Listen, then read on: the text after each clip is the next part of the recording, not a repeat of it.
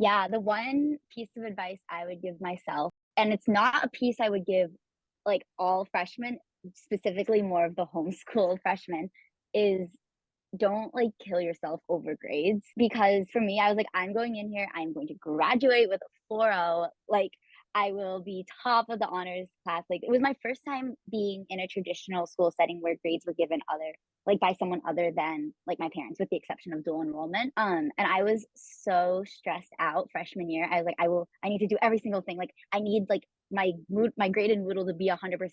And then like I was like, wait, 93 is an A. Like, I don't need to kill myself over this. Like, I can get a 95 or a 94 or a 93 or even, on a single test, and it's not going to screw up the entire class.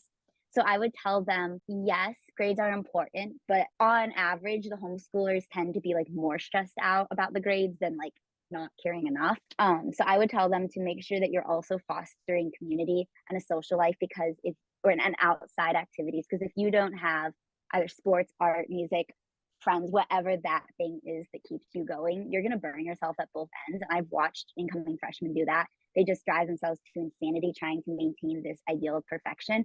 And it's like, you can be a straight A student. Like, I ended with like a 3.95 or something, like, without actually driving yourself to complete insanity. So grades are very important, but maybe not as important as we think. What about Mm-hmm. you, Very Sebastian? What was some advice you'd give to your freshman self? Well, I'm only 1 year distance from my freshman self, so I may not have the most insightful take on this, but I think it's really important for a lot of freshmen to understand the difference between pushing a comfort zone and going off the deep end. Like, e- you're experiencing something new with college. You're going to be there. It's going to be exciting. It's going to be fresh. It's going to be new. You should push your comfort zone a little bit. Find some things that you're maybe not super familiar with, and try and learn from them. If you go all the way down, if you push yourself too far, sometimes it can be a little overwhelming, and you won't really know what to do in that case. Finding the right balance of that, I think, as a freshman, is going to be really important for informing the rest of the rest of your time at college, and even higher education in the same way. So balance is key. And what about Yes. you, Sylvie? This isn't so much specific to as a homeschooler. I wish I had known more about mental health when I was going into college.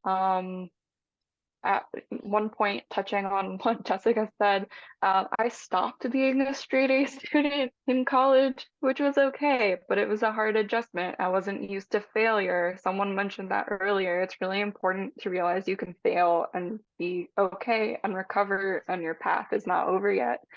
But I had a counselor in college have me set a goal of having a lower GPA by the end of the semester for mental health reasons, which sounds really bizarre, but it was exactly the right thing at the moment. The balance thing is also huge. When I started out, all I wanted to do was study all the time. My friends were only people I had classes with. When I got to the end of college, I was spending a lot more time socializing, and it became a little harder for me to focus on studying. But realizing that you're in this developmental journey the whole time and you don't have to stay the same, and you can try different things, and it's okay if something is a struggle now. That doesn't determine that doesn't determine where you will be in 2 weeks or 2 years. It's just where you are today. So learn in the way that helps you the most, regardless of what letter grade or GPA that reflects. I'm going to go because I also went to college, even though I wasn't homeschooled. And I have a very strong opinion on this topic, which is, I think when I was in college, what I really did right was leverage the incredible network of professors. I participated in a lot of social activism. I interned at an institute for disarmament studies. I had Brandeis fund a trip to research dialogue between Jews and Arabs in the West Bank. I did greening activities on my campus, and I leveraged these connections and my grades and accomplishments in college for many, many years to come. I mean, and you're very right, Sebastian, when you say like these networks that we build in college will serve us through our entire careers. However, a big regret I have is that I always felt like I was in a rush and that I was behind. So for example, like I didn't really start dating until my mid-20s, and I felt like there was something really wrong with me. And I always felt like I was kind of in a rush to, do that timeline of get married, have kids, etc.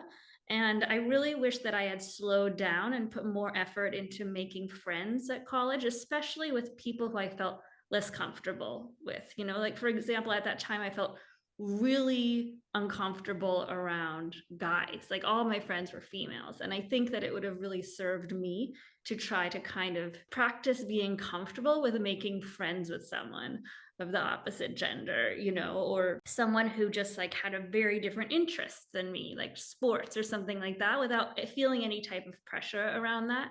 And so, kind of coming from the library nerd geek, I mean, I'm happy that I stayed up till 5 a.m. studying and doing 10 million projects and actually like lobbying to get these awards and scholarships. But I just wish that even, maybe if I'd been in the library talking with a friend, or kind of didn't shut down when that person who I felt uncomfortable around came to speak to me, that might have been a little extra that I could have done at that time. Yeah, for sure. I think it's really important to be able to step out of your comfort zone in all walks of life, but especially in college when you have the opportunity to meet all these new people and do some networking that will help with your career, but also hopefully meet some lifelong friends. So, kind of with that, I guess we'll wrap it up. Thank you all so much for coming. This has been amazing. For Jasmine, me personally, I received great tips. did you learn what you wanted to learn about applying to college? I think I'm gonna have to watch this podcast over like 20 times because there is so much information here. I'm gonna be like taking notes and bringing this with me. This is amazing, guys. Oh my, On that, because I didn't say it out loud, write down all the things you do. Not all the things, but there's so many times I wished I had a file folder of certain things that I did, because when you're applying for stuff during college, after college, you're like, I don't have the records that they're asking me for. So start now if you haven't already. Yes, my mom actually made me do that from the time I was in like 4th grade. She was like, okay, like every volunteer thing, every random stupid thing that you are like rolling your eyes at me for like making you do. And it actually saved my life when I was applying. So keep a list of your extracurriculars, your jobs, your everything. Even for like a personal selfish reason, my goal is to like look back on my entire like college or high school and life experience and be like, wow, I actually did a lot of stuff, because it's hard to remember day to day, like every single little thing that you did. But kind of like, look, I have like a massive Google sheet of all the things that I've been working on. So I'm excited to at some point unveil it. Yeah, that's going to be incredibly useful in the future. Keep it up. Henry, you didn't even tell anybody about your company. Let's hear the 20-second pitch. I'm building Your EDU. It's a startup it's a homeschooling startup. And so we are building kind of homeschool management platform. So everything outside of the teaching or the curriculum itself. And so we have a bunch of things coming out. But one of the first things that we developed is we actually partnered with the Common App.